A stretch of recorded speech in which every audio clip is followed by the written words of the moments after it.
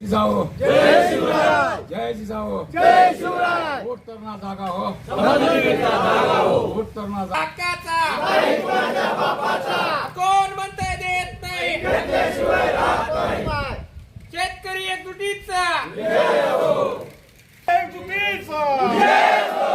शेतकऱ्यांना पीक विमा पाहिजे, पीक विमा आमच्या हक्काचा नाही कोणाच्या बापाचा, पीक विमा आमच्या हक्काचा नाही कोणाच्या बापाचा।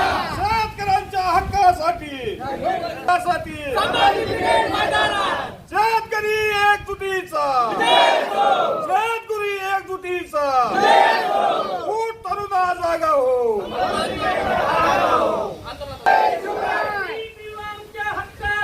नाही कोणाच्या बापाचा। शेतकऱ्याचा, कष्टकऱ्यांचा, श्रमिकांचा घामाचा पैसा शेतकऱ्याकडून जे पीक विमा मागणी आहे ते पीक विमा गेल्या 2023चा मंत्रालयामध्ये पेंडिंग आहे, 2020चा सुप्रीम कोर्टात पेंडिंग आहे, 2025साठी ही आमची पीक विमाची तीव्रतेने मागणी आहे। 2025ला अतिवृष्टी झालेली आहे, अतिवृष्टीमध्ये शेतकऱ्याचं शेत वाहून गेलेलं आहे। ज्यांनी पीक विमा भरला त्यांना त्यांच्या हक्काचा मोबदला मिळाला पाहिजे, पीक विमा मिळाला पाहिजे। ही भूमिका रास्त आणि योग्य आहे, न्यायाची आहे। जर पीक विमा नाही मिळाला ह्याच्या नंतरची स्टेप 9 ऑगस्ट 2026ला मंत्रालयाच्या समोर हे शेतकरी आंदोलनाच्या बसण्याच्या तयारीत आहेत। पीक विमा मिळालाच पाहिजे।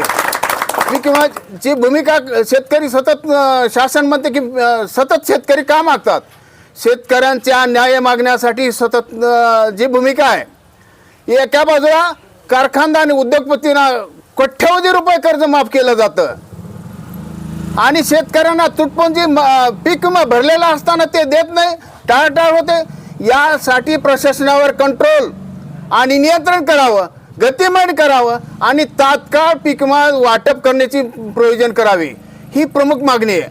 आणि हा शेतकरी का मागतो सतत, राज्यघटनेच्या कलम 38 प्रमाणे 1 आणि 2 मध्ये नमूद आहे, शेतकरी हा समाज हा लोककल्याणकारी राज्य व्यवस्था स्थापन झाली पाहिजे। जर त्याचा दिसाळपणा येत असेल, पेंडिंग राहत असेल, त्याला गतिमान करण्याचं काम सध्याच्या सत्ताधाऱ्यांनी करणं योग्य राहील आणि ते तीव्रतेनं लक्षात घेऊन आमचा हक्काचा पीक विमा दिलाच पाहिजे, ही आमची प्रमुख मागणी आहे। जय जिजाऊ जय शिवराय। गेले 6 दिवस झालं या ठिकाणी शेतकऱ्यांच्या न्याय हक्काच्या मागण्यांसाठी सर्व शेतकऱ्यांनी संभाजी ब्रिगेडच्या माध्यमातून इथं सकाळी उपोषण आयोजित केलेलं आहे। तसं पाहिलं तर गेल्या 4 महिन्यापूर्वी याच ठिकाणी याच जागेवर शेतकऱ्यांनी आमरण उपोषण केलं होतं।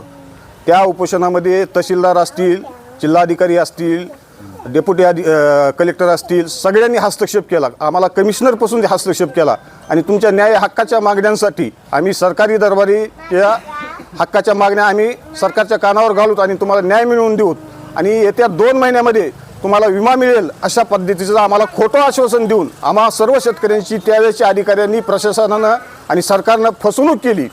वारंवार शेतकऱ्यांनी याची विचारणा केली असता उडवाउडवीचे उत्तरं दिले। नाविलाजानं बीड जिल्ह्यातील शेतकऱ्यांसाठी संभाजी ब्रिगेडला पुढाकार घ्यावा लागला आणि संभाजी ब्रिगेडच्या पुढाकारातून शेतकऱ्यांच्या न्याय हक्कासाठी गेली 6 दिवस झालं इथं आमरण उपोषण, आपलं सकाळी उपोषण चालू आहे। परंतु अजूनही प्रशासनानं म्हणावी तशी दखल या उपोषणाची घेतलेली नाही। शेतकऱ्यांचं म्हणणं एवढंच आहे की आम्हाला उंबरठा उत्पन्न लावलं जातं गेल्या 5 वर्षाचं।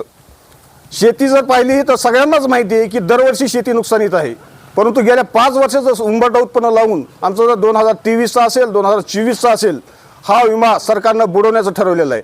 आणि याच्या पाठीमागे सरकारचा उद्देश एवढाच आहे। आमची सगळ्या शेतकऱ्यांची अशी शंका आहे की कंपन्यांचं घाबाड बांधण्यासाठी शेतकऱ्यांचा तोंडचा घास काढून घेण्याचा सरकार प्रयत्न करत आहे।